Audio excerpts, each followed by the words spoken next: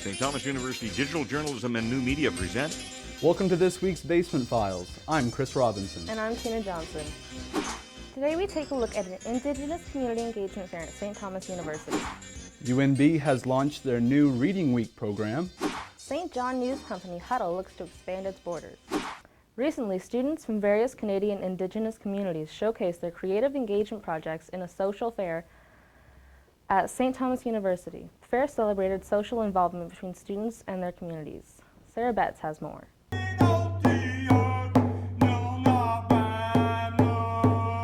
Students from New Brunswick, Nova Scotia, Quebec, and Alberta came together at St. Thomas University for a social action fair on November 29th. The fair gave students a chance to present projects on social issues Indigenous people face. Their goal was to educate and engage the public. This is our social action fair with the Mi'kmaq Maliseet Bachelor of Social Work program.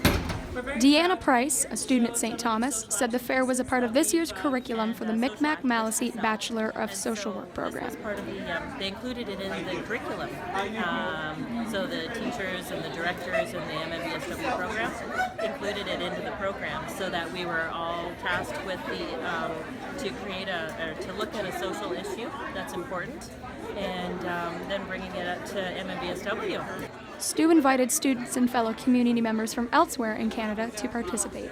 Students showcased projects on topics such as violence against women, poverty, and drinking water crises.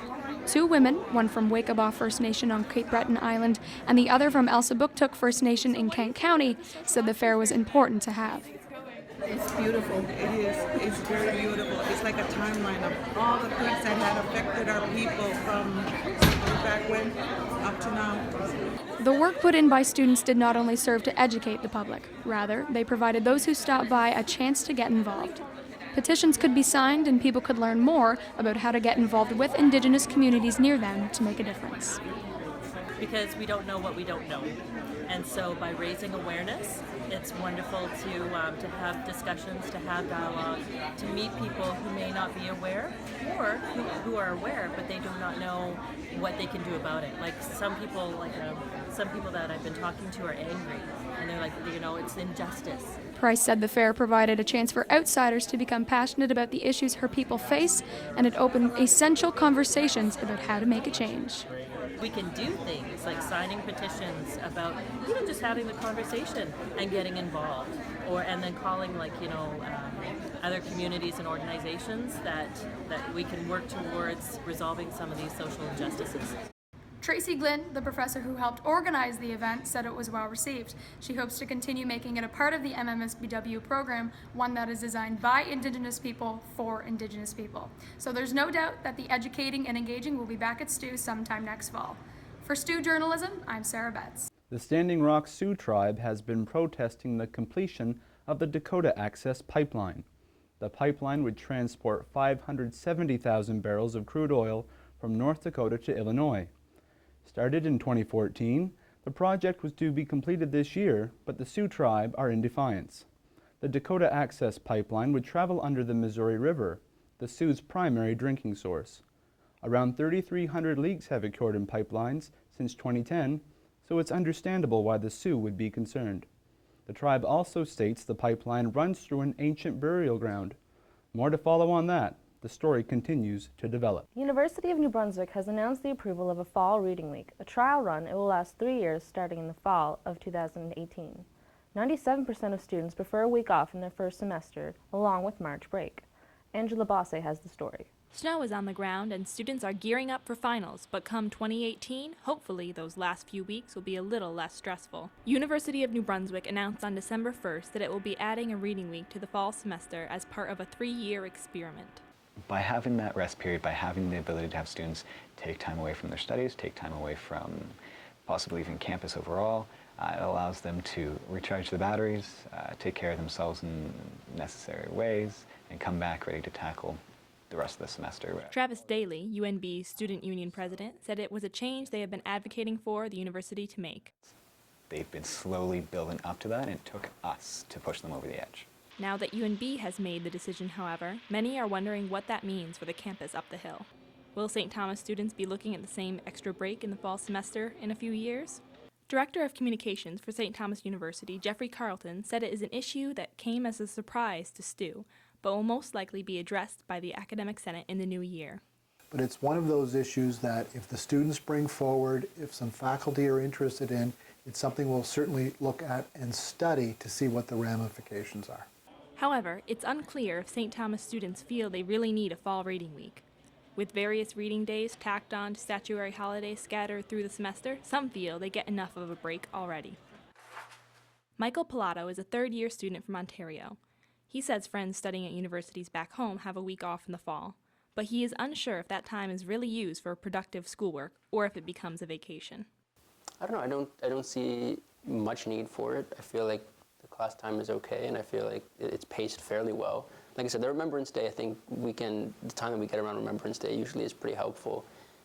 It's shorter than, I guess, a standard week off, but I think it gives us enough time to regroup. It's too early to say if STU will implement a policy similar to UNB's, or if there is even a student demand for it. The university and the St. Thomas University Students' Union will be looking at the issue in the new year. For St. Thomas Journalism, I'm Angela Bosse.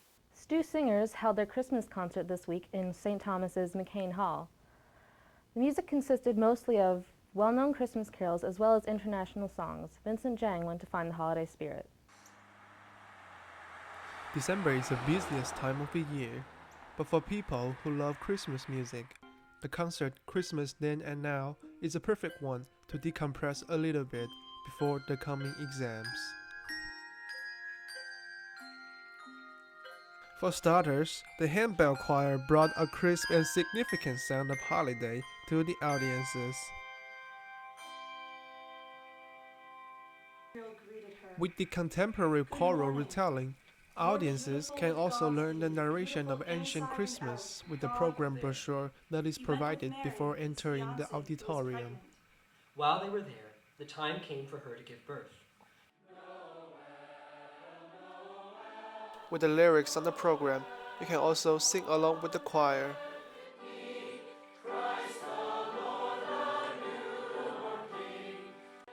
Brett Carr, a paramedic in Ambulance New Brunswick, thinks the event was fantastic to kickstart this celebration with his family. Well, it just gets you in the spirit of Christmas. I especially enjoyed the communal singing. That was wonderful. And then the performance of the different carols. It was just, I don't know, it just gives you that feeling that, the season's here and you can start to look forward to celebrating it with your family. Although the choir has musicians to back up the whole show, for some students, this is the first time they've ever participated in a formal concert. Annika Bowler, a full-time student at St. Thomas University, enjoyed this event.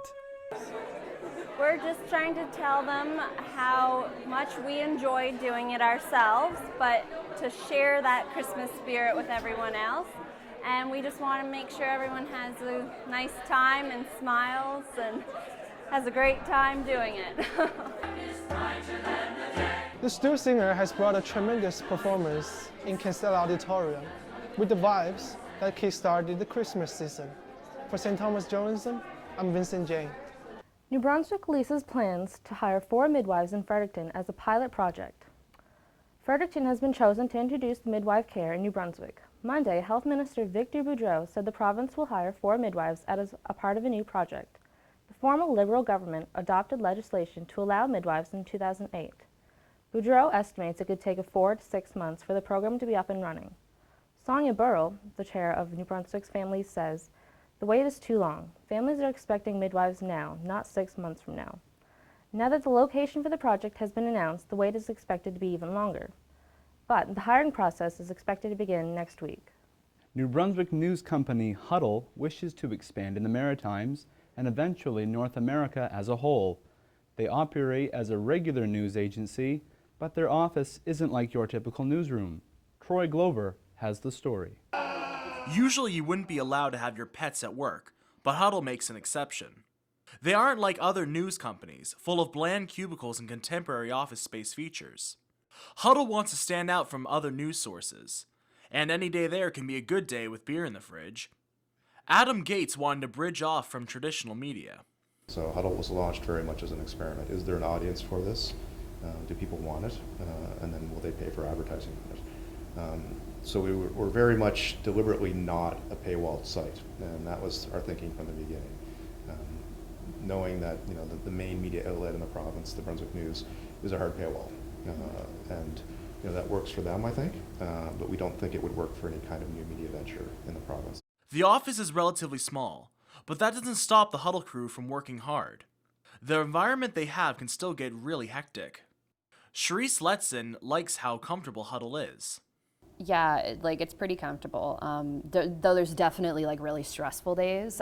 It's definitely it's an environment where if things are getting crazy, I can turn to Alan, I can turn to Kara, John, Lisa, and just be hey, I need some help here, right? Or if a story's falling through, it's okay, well, we'll think of something else, right? Or stuff like that. It's not as, when you run into problems like that, it's a little bit more easier to deal with and a lot more reasonable to deal with, I think, as opposed to some other old media outlets, I think.